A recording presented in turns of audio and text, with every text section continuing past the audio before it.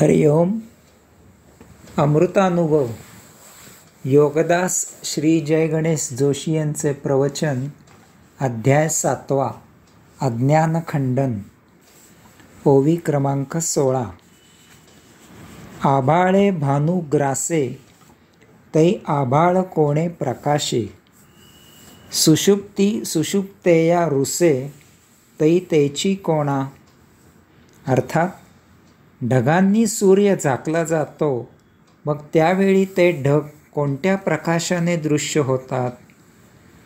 गाढ निद्रा लागलेल्याला जाग येते ती कोणामुळे. ओवी क्रमांक 17. तैसे अज्ञान असे जेथे, तेच जरी अज्ञान आते. तरी अज्ञान अज्ञानाते, नेणता गेले. अर्थात तसे जर अज्ञान ज्ञानाला झाकोळून टाकीत असेल, तर मग त्या अज्ञानाला जाणणार कोण. यामुळे ते अज्ञानही नष्ट होईल. माऊलींनी येथे 2 प्रश्न उपस्थित केले आहेत आणि त्यामधून ते अज्ञानाबद्दल माहिती देत आहेत. पहिला प्रश्न, ढग जर सूर्याला झाकत असतील, तर मग त्या ढगांना आपण कोणत्या प्रकाशाने पाहतो. कारण ढगांनी सूर्य झाकला गेला तरीही आपल्याला ते ढग दिसतच असतात. याचा अर्थच असा आहे की जरी ढगांनी सूर्याला झाकले आहे असे जाणवले, तरीही ते काही काळापुरतेच आणि तेही काही अंशाने झाकले गेलेले असते. कारण येथे तर एकच सूर्य आहे आणि आपल्याला ढग दिसत असतात. याचा अर्थ त्याच सूर्यामुळे ते ढग दिसत असतात. त्यामुळे सूर्य काही पूर्णतः आणि कायमकरिता झाकून जात नाही. इतकेच काय, तर हे झाकून जाणे भासमान असते. हे झाकून जाणे म्हणजे आपली दृष्टी आणि सूर्य यामध्ये ढग आलेले असतात. त्या ढगांपलीकडे तो सूर्य जसा असतो तसाच अबाधित असतो. त्या ढगांचा त्या सूर्यावर काही परिणाम झालेला नसतो. वारा आला की ते ढग दूर होतात आणि त्या पलीकडील सूर्य जसाच्या तसा दिसू लागतो. दुसरा प्रश्न, आपल्याला गाढ निद्रा लागते, त्यावेळी आपल्याला त्या निद्रेमधून कोण जागे करतो. या एका प्रश्नामधून इतर प्रश्न निर्माण होतात आणि ते इतर प्रश्न त्या पहिल्या प्रश्नाला पूरक असे आहेत. निद्रेमधून जाग आल्यावर आपल्याला गाढ निद्रा लागली होती असे आपल्याला कोणामुळे समजते. आपण गाढ निद्राधीन झालेले असताना आपण मृत झालेले नसून आपण जीवित आहोत असे इतरांना कोणामुळे समजते.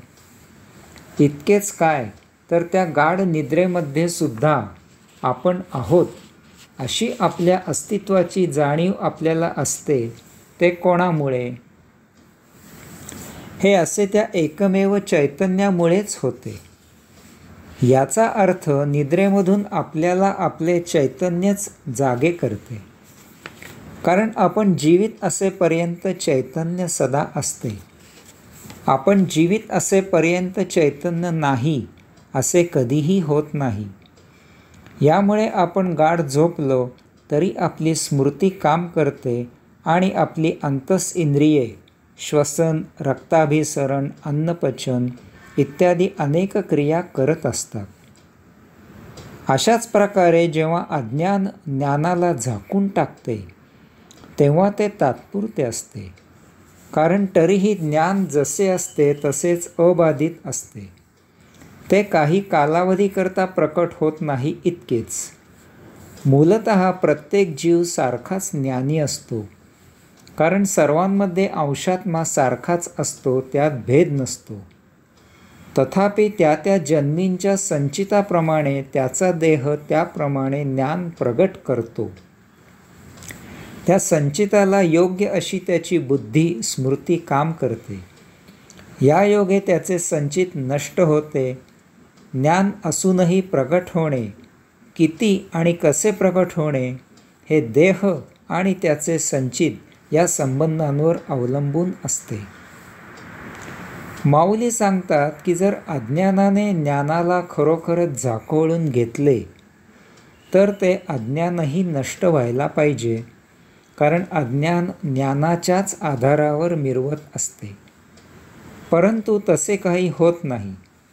अज्ञान प्रकट होत असते, त्याला ज्ञानाची साथ मिळत असते.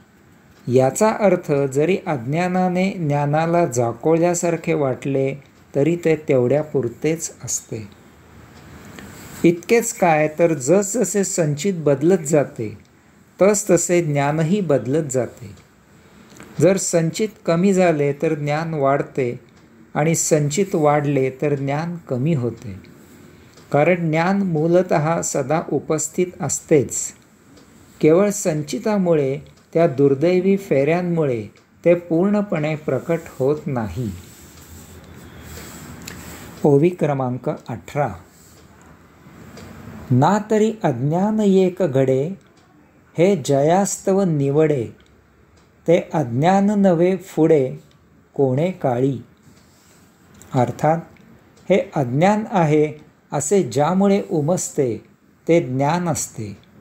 त्याला अज्ञान असे म्हणता येत नाही. हे भविष्यात अबाधित ज्ञान म्हणूनच राहते.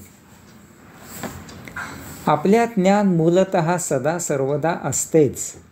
ज्ञान नाही असे कधीही होत नाही. फक्त ते प्रत्येकाच्या संचिताप्रमाणे कमी जास्त अप्रकट असते. यामुळे एखाद्या सद्गुरूच्या पावन स्पर्शाने, सान्निध्याने, उपदेशाने ते आत सुप्तावस्थेत असलेले ज्ञान प्रकट होते. त्यायोगे अज्ञान क्षीण होते आणि फार झपाट्याने संचित संपू लागते, नष्ट होते. माऊली येथे खात्री देत आहेत की अशा प्रकारे क्षीण झालेले अज्ञान पुढे भविष्यात कधीही उदित होत नाही.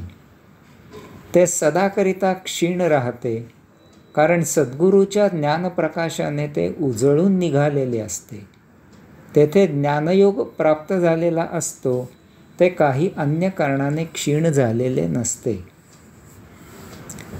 परिस्थितीने हतबल होऊन जर एखाद्याचे अज्ञान क्षीण झालेले असले तर ती परिस्थिती बदलली तर ते क्षीण झालेले अज्ञान पुन्हा उफाळून वर येऊ शकते.